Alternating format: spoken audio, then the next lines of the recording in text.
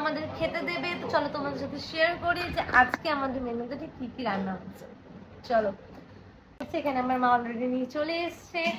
তো চলো তোমাদের সাথে দেখাই আজকে আমাদের মেনু থেকে কি আছে। যেহেতু আজকে অনেক লোক আমরা খাবো একসাথে, তো আমরা নিচে খেতে বসেছি সবাই মিলে।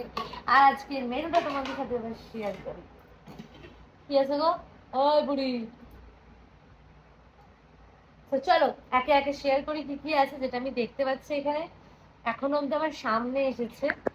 দাঁড়া, গরম গরম ভাত, পরে এখানে এটা আমি রান্না করেছি পটল পোস্ত, তারপর এখানে আছে উচ্ছে ভাজা, তারপর এখানে আছে এটা ইলিশ মাছ, সর্ষে দিয়ে ইলিশ মাছ। আচ্ছা, আমি বাবাকে এসে বলেছিলাম আমি ইলিশ মাছ খেতে খুব ইচ্ছে করছে, তাই জন্য আজকে ইলিশ মাছ হয়েছে, নো মাটন নো চিকেন। আর এখানে চাটনি বেশি করেই করে রাখা হয়েছে।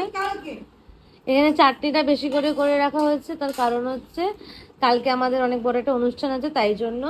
এই যে ঝাল ঝাল করে পাতলা করে বেগুন আর কাঁচা লঙ্কা দিয়ে ইলিশ মাছের ঝোল। তো চলো খেয়ে নিই এবার, তারপর তো দেখে নিলে আজকে আমাদের লাঞ্চ। এবার জানাও তোমাদের লাঞ্চে ঠিক কি কি আছে। তো চলো এখন অব্দি টাটা।